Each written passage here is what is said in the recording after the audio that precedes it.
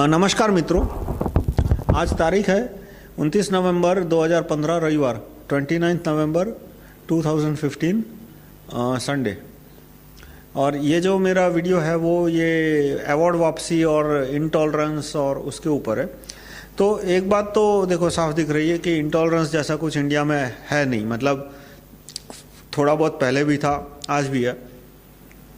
कोई ऐसा नहीं है कि नई सरकार आने से कोई इंटॉलरेंस कुछ बढ़ गया हो किसी भी लेवल पे, पुलिस के अंदर या पब्लिक के अंदर या कहीं भी लेवल पे।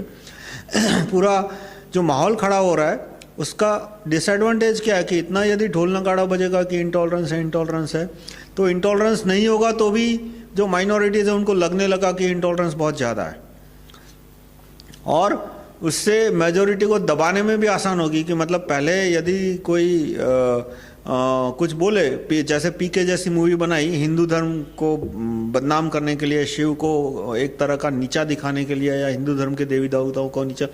और परेश रावल ने जो पिक्चरें बनाई थी, 2-3 पिक्चर उसने बनाई, ओ माई गॉड, OMG, और ये दूसरी एक पिक्चर बनाई थी मैं भूल गया उसका नाम, परेश रावल की थी। उसके बाद ये पिक्चर बनाई थी अजय देवगन ने, सिंघम रिटर्न्स 2 या जो भी है, वो भी हिंदू साधुओं का अपमान करने के लिए बनाई थी। अब उसके खिलाफ कोई बोलेंगे तो दबाएंगे कि तुम बहुत इंटॉलरेंट हो गए। मतलब एक कि अब जितना भी तुम्हारा अपमान होता हो, जितना भी अवमान होना हो, तुम्हें सहन करना पड़ेगा। यदि सहन नहीं किया तो हम तुम्हारे फोरहेड पे इंटॉलरेंट का लेबल लगा देंगे। इसमें जाहिर है विदेशी पैसा है कि ये जो एक्टर है वो देखते हैं कि हम इंटॉलरेंट का ढोल नगाड़ा बजाएंगे तो जो विदेशी कंपनियां उनके पिक्चरों को US में प्रमोट करती है उसमें रेवेन्यू बढ़ जाएगी। हो सकता है इंडिया में थोड़ी रेवेन्यू कम हो जाए, इंडिया में शायद उनको 10% 20% रेवेन्यू कम हो जाए, पर अमेरिका के अंदर भारतीय पिक्चरों का मार्केटिंग अमेरिकन कंपनी करती है, क्योंकि अधिकतर थिएटर अमेरिकन कंपनियों के पास में है। तो यदि रिश्ते अच्छे हैं अमेरिकन कंपनियों से तो तुम्हारी थिएटर अमेरिका के, तो मतलब यदि अमेरिकन कंपनियों से रिश्ते अच्छे हैं तो तुम्हारी पिक्चरें अमेरिका में ज़्यादा चलेगी, और अमेरिका में पिक्चर चलती है तो ज़्यादा पैसा आता है। अमेरिका में एक ऑडियंस देखता है तो उससे जितना प्रॉफिट होता है, और इंडिया में कोई एक सीट दिखे तो अमेरिका का प्रॉफिट है वो कई गुना ज़्यादा है। तो ये सब चीज़ें देखो तो जो बहुत सारे एक्टर है वो मिशनरियों के कहने पे चलते हैं। प्लस जो दाऊद पे जो शिकंजा धीरे धीरे कसता जा रहा है उसकी वजह से फिल्म इंडस्ट्री के बहुत सारे लोग जिनको डायरेक्टली इनडायरेक्टली दाऊद से मदद मिलती थी वो भी थोड़े बौखला गए हैं।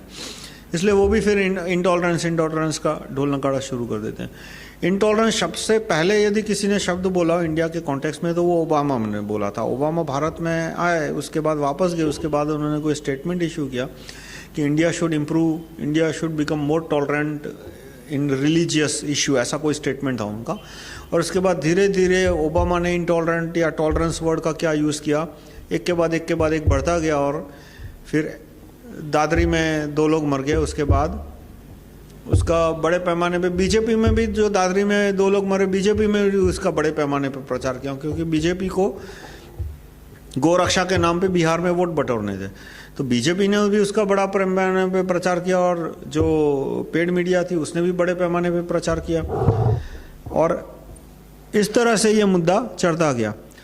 अब इंटॉलरेंस जरा भी बढ़ा नहीं है, इंटॉलरेंस जैसा कुछ है नहीं, तो भी इतने ढोल नगाड़े बजाएंगे तो लोगों को, खास करके मुस्लिम्स है, क्रिश्चियंस है, उनको ऐसा लगने लगेगा कि इंटॉलरेंस बहुत बढ़ गया है। इसका सॉल्यूशन मैं क्या प्रपोज करूंगा कि मीडिया को ठीक किया जाए। तो मीडिया कैसे ठीक हो सकता है? तो मीडिया में जो FDI है वो ख़त्म करनी चाहिए। मीडिया को WIAC कंपनी डिक्लेयर कर दी चाहिए, wholly owned by Indians only. यानी जितने भी न्यूज़ प्रिंट है, जितने भी न्यूज़ चैनल है, जितने भी TV चैनल है, रेडियो का चैनल्स है, उसमें शेयर होल्डर है वो सिर्फ इंडियन सिटीज़न ही हो सकता है, या तो भारत का कोई सरकार हो सकती है, जिले की हो, राज्य की, एक ही। दूसरा, जो दूरदर्शन है उसको इम्प्रूव करना चाहिए। दूरदर्शन कैसे इम्प्रूव करना चाहिए का हो सकता है, जो कहा कि दूरदर्शन को 3-4 कंपनी में डिवाइड कर देना चाहिए। एक कंपनी भले प्राइम मिनिस्टर के अंडर में रहे, एक कंपनी 100% प्राइम मिनिस्टर के अंडर में होनी चाहिए, पर दूसरी जो कंपनी है उसका जो चेयरमैन है वो रिकॉलेबल बाय सिटीजन्स होना चाहिए। Right to recall Doordarshan chairman की जो मेरी प्रपोजल है उसके ऊपर, कि दूरदर्शन की एक कंपनी है जिसका चेयरमैन को सिटीजन रिकॉल कर सकते हैं, उस चैनल के जितने भी एम्प्लॉई है उसके ऊपर ज्यूरी सिस्टम होगी, मतलब ज्यूरी उनको नौकरी से निकाल सकती है, ऐसा लगे कि उसने पैसा लेके न्यूज़ डिस्ट्रीब्यूट किए हैं।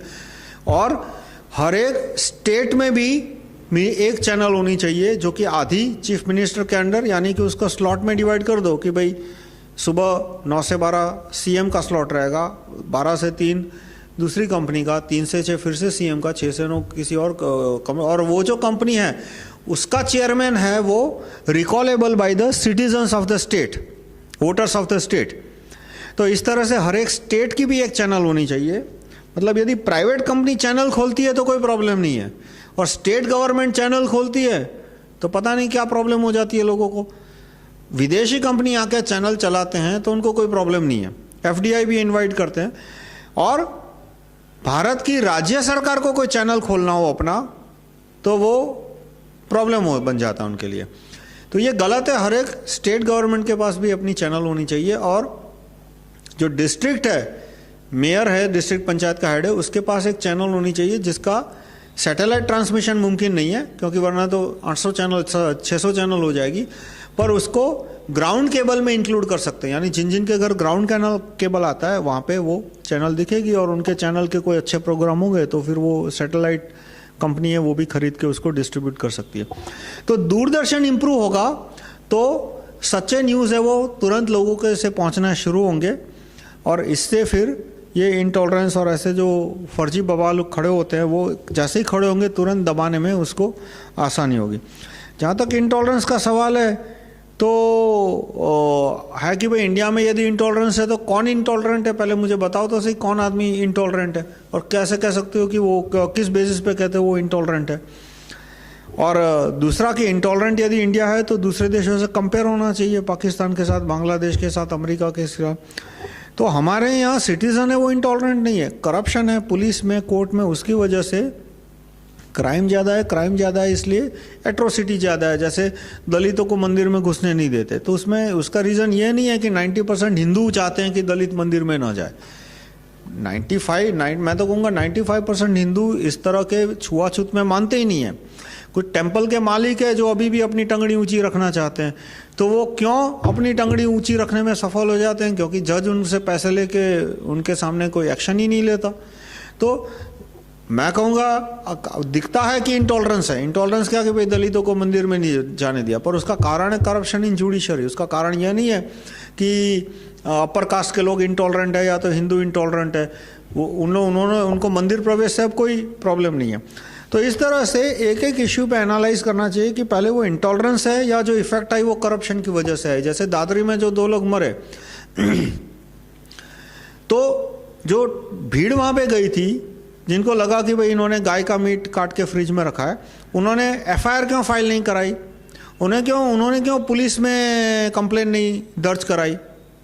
इसलिए क्योंकि या तो कोर्ट में उन्होंने कंप्लेन नहीं, क्योंकि उन्होंने पास्ट में बहुत बार पुलिस में एफआईआर दर्ज कराई थी, बहुत बार कोर्ट में भी धक्के खाए थे, लेकिन 99% केस में पुलिस वालों ने और जज ने पैसे लेके छोड़ दिया। इसलिए फिर एक टेंडेंसी बन गई है कि भाई क्राइम हुआ है, चलो आज का आज यहीं का यहीं इसका फैसला कर देते हैं, मॉब जस्टिस। तो मॉब जस्टिस की डिमांड क्यों बढ़ी? क्योंकि जज करप्ट है, पुलिस वाला करप्ट है। तो इंटॉलरेंस जो है वो आदमी की वजह से नहीं है, वो करप्शन की साइड इफेक्ट है। करप्शन की वजह से जो लोग हैं वो इम्पेशेंट हो रहे हैं, कानून खुद हाथ में लेना चाहते हैं, सजा खुद तय करना चाहते हैं, सजा खुद इम्प्लीमेंट करना चाहते हैं। तो इंटॉलरेंस उनके कोर में नहीं है, उनके स्वभाव में नहीं है, पर पुलिस के और अदालत के भ्रष्टाचार की वजह से वो इंटॉलरेंस बढ़ रहा है। इसी तरह से एक कश्मीर का कोई था, वो गाय की तस्करी कर रहा था, हिमाचल प्रदेश से वो गायें गैर कानूनी तरीके से खरीद के कश्मीर ले जा रहा था या जो भी हो, उसका ट्रक पकड़ा गया तो वहाँ पे जो स्थानिक गोरक्षक थे उन्होंने हत्या कर दी। अब क्वेश्चन आता है कि पुलिस के पास क्यों नहीं गया, अदालत में क्यों नहीं? क्योंकि मैं बहुत सारे गोरक्षकों से मिलता हूँ, मैं उनको पूछता हूँ कि इस तरह की मार पिटाई क्यों करते हो तुम, तो कहते हैं क्या करो, तो मेरे को पुलिस कोर्ट, मतलब मुझे भी पता है, मैं उनको दूसरे कॉन्टेक्स्ट में बताता हूँ कि पुलिस में जाओ, कोर्ट में जाओ, तो कहता है वो तो आपको भी पता है, पुलिस में जाऊँगा तो कोर्ट में क्या होगा। मैं कहता हूँ पुलिस उनसे पैसा लेके छोड़ देगी, और नहीं हुआ तो जज उनसे पैसा लेके छोड़ देगा। तो उसका सॉल्यूशन है कि हमें कोर्ट सुधारनी चाहिए, पुलिस सुधारनी चाहिए, कि right to recall police commissioner, right to recall जज, ज्यूरी सिस्टम, तो इससे पुलिस सुधरेगी, अदालत सुधरेगी, क्रिमिनल जेल में जाने शुरू होंगे। तो मॉब है वो क्रिमिनल के घर जाएगी तो सीधा उसको पकड़ के पुलिस के हवाले करेगी, सीधा उस पर मार पिटाई नहीं करेगी। तो जो लोग पहले तो इंटॉलरेंस का जो ढोल नगाड़ा बीज रहे हैं, उनको इंटॉलरेंस प्रॉब्लम सॉल्व करने में इंटरेस्ट नहीं है, वो तो साफ दिख रहा है। आप किसी भी सूडो सेक्युलर से बात करो कि भाई पुलिस सुधारनी है, अदालत सुधारनी है, तो वो कहेगा आज नहीं अगले जन्म में। लेकिन जो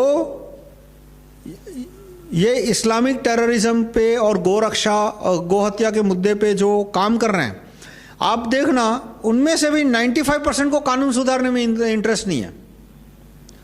वो गलतियां निकालेंगे कि भाई क्यों हमने कसाई को पीट के मार डाला, क्यों हमने पुलिस के हवाले नहीं किया, क्यों उन्होंने अदालत के हवाले नहीं किया, क्योंकि वो रीजन साफ बताएंगे, वो सच है कि पुलिस करप्ट है, जज करप्ट है। पर सॉल्यूशन के लिए right to recall police commissioner, jury system over policeman, jury system in court, right to recall जज, नार्को टेस्ट इन पब्लिक, तो वो सारे उपायों का विरोध करेंगे कि नहीं पब्लिक में नार्को टेस्ट नहीं होना चाहिए, नहीं राइट टू रिकॉल जज नहीं होना चाहिए। तो उनको भी क्या है कि इन सारे मुद्दों पे वोट बटोरने हैं कि किस तरह से ये सारे मुद्दे गरमाया जाए ताकि ज़्यादा से ज़्यादा हिंदू वोट है वो बीजेपी को मिले। उनको सिर्फ ये मुद्दे उनके लिए सिर्फ वोट बटोरने के लिए, इसलिए वो ऐसे कानूनों की मांग नहीं करते कि जिससे प्रॉब्लम कम हो, और प्रॉब्लम कम हो जाएगा तो अपने आप इंटॉलरेंस भी कम हो जाएगा। मतलब जो इंटॉलरेंस है नहीं, पर जो बिहेवियर है, एग्रेसिव बिहेवियर है, जैसे कसाई को पीट के मार डाला या तो ट्रक वाले को पकड़ के मार डाला, जो एग्रेसिव बिहेवियर है वो अदालत पुलिस सुधरेगी, वैसे अपने आप कम होता जाएगा। तो समराइज करूंगा कि ये जो इंटॉलरेंस का डिबेट है वो इंटॉलरेंस का भ्रम खड़ा कर देगी, भय खड़ा कर देगी, और इसको डिबेट को तोड़ने का तरीका है right to recall Doordarshan chairman. Social media पे सिर्फ ये कहे कि इंटॉलरेंस की बात करने वाले झूठे हैं, तो उससे कुछ नतीजा नहीं निकलेगा, क्योंकि वो झूठे हैं। तो बताओ तुम्हारे पास क्या सच है। जो प्रॉब्लम है उसका सॉल्यूशन रखना चाहिए। एक बात देखनी चाहिए कि जो 2 लोगों को मार डाला दादरी में, वो अपने आप में गलत था, उनको कोर्ट में ले जाना चाहिए, उनका पब्लिक में नार्को टेस्ट होना चाहिए, पता लगाना चाहिए कि सचमुच गाय मारी थी या भैंस का मीट था, और प्रूव हो कि वो गाय का मीट है, उसके बाद उनको फांसी होनी चाहिए। ये मैं मानता हूँ, पर पहले नार्को टेस्ट के द्वारा, ज्यूरी के द्वारा प्रूव होना चाहिए कि वो मीट गाय का मीट था, या तो वो जो फॉरेंसिक टेस्ट है उसके द्वारा। इसी तरह से जो कसाई गायों को चुरा के हिमाचल प्रदेश से कश्मीर ले जा रहा था, उसको भी फांसी होनी चाहिए, पर पहले उसका पब्लिक में नार्को टेस्ट होना चाहिए कि वो गायें उसने खरीदी नहीं थी कानूनी तौर पे, उसको वो कसाई खाने में कत्ल कराने के लिए ले जा रहा था। वो एक बार प्रूव हो जाए, एस्टैब्लिश हो जाए, उसके बाद उसको फांसी देनी चाहिए। सीधा जाके उसको मार डाला, वो अपने आप में गलत है, और इसमें बहुत निर्दोष लोग भी मर सकते हैं। और इसमें एक हफ्ता वसूली की सिस्टम भी खड़ी हो जाएगी कि उस एरिया के कुछ गुंडे होंगे, वो गोरक्षा का लिबास पहन लेंगे, और जो भी ट्रक जा रहा होगा उसमें देखेंगे कि गाय बैल है, बोलेंगे कि लाओ भाई पैसा दो, तो जाने देंगे, नहीं पैसा हो तो तुम्हें मार के गोरक्षा का खड़ा कर देंगे। तो इससे तो ऊपर से और गोहत्या बढ़ेगी कि जो उनको पैसे दो और निकल जाओ। तो ये प्राइवेट वायलेंस है, वो कभी किसी प्रॉब्लम को 5% भी कम नहीं करती, और प्राइवेट वायलेंस होगी तो बदनामी तो होगी। प्राइवेट वायलेंस जहाँ भी होती है वहाँ बदनामी होती है, फिर इंटॉलरेंस के नाम पे हो या गुंडागर्दी के नाम पे हो, जो भी हो। तो हमें ये सारे प्राइवेट वायलेंस कम कराने चाहिए, और हमें ये सारे कानून लाने चाहिए जिससे से ये क्राइम हैंडल हो सके। धन्यवाद।